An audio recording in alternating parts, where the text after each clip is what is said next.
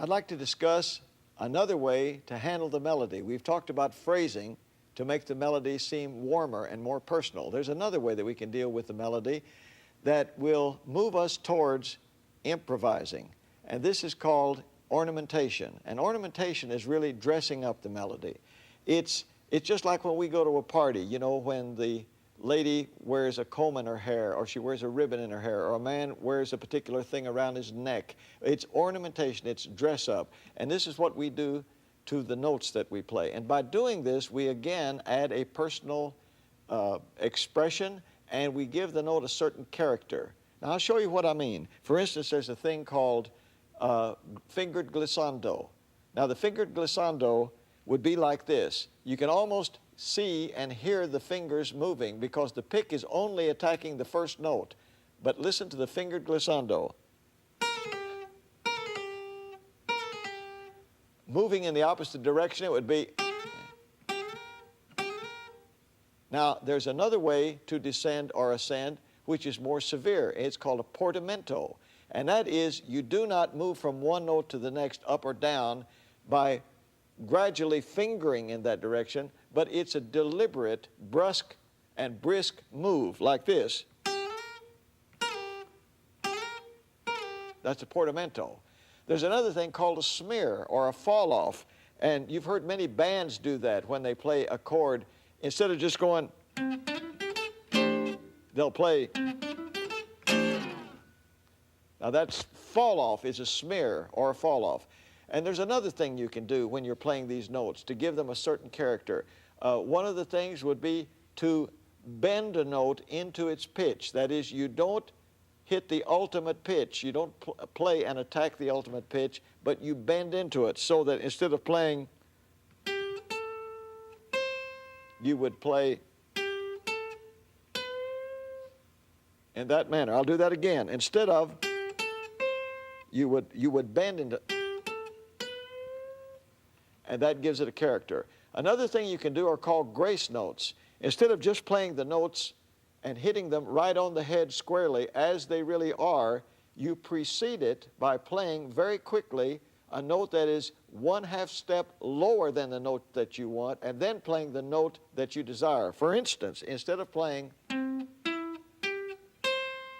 by playing 1/2 step before each note, but very quickly into these notes that I just played, you're using those fast notes, and they're called grace notes, and it gives it this character. Instead of, you play. It's another way to think about it. Another thing that we can use is called the turn. That is, you not only play a note, but you very quickly play the next note in the scale above it back to this note, and that's called a turn. Instead of playing, you play, instead of playing, you play. At any time in that melody, you can play the note that you wish and play the next scale note above it, returning to it quickly, and this is called a turn. By employing all of these devices, these ornamentations, and many, many more that exist in music, you can have a variety of ways to express yourself and still never leave the melody. Now, when you begin to add the ornamentation with the phrasing, this opens up a lot of possibilities for you, and you're still staying with the melody. Quite often, musicians will listen to the melody being played in this manner, and they will thoroughly enjoy the melody. There are very few musicians who have developed the art of playing melody and making it interesting. These two ways that I've discussed with you are ways where you do not leave the melody, and yet you make it really live through the coloration you give it, through the ornamentation, and through the metric feeling that you get by phrasing it. Now, I have written a song especially for this course, and it's something that I'm going to play for you now, and I would like you to hear the melody straight, and after you hear it the way I wrote it, I will then play it again, and this time I will use ornamentation and phrasing of the melody and not include any extra notes. And I have created a rhythm track for this so that I could play the melody for you against a backing that I created previously. So here we go with a song that I've created for you called Take It Easy. 1, 2, 1, 2, 3.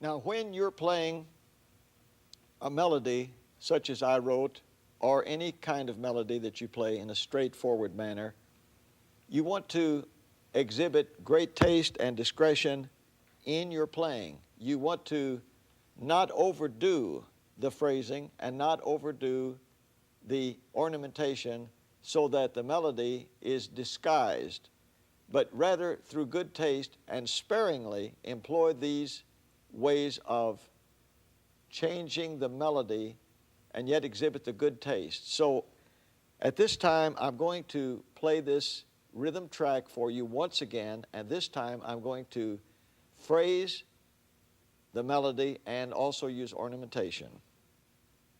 1, 2, 1, 2, 3.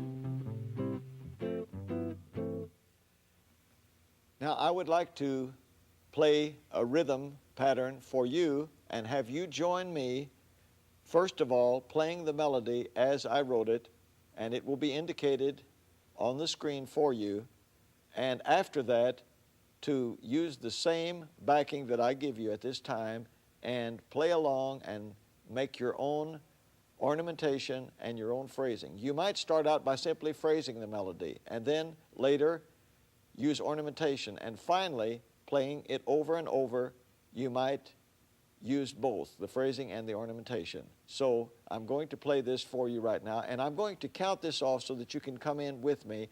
I will count 2 measures for you in this manner. I will go 1, 2, 1, 2, 3, and I will leave the 4th beat silent.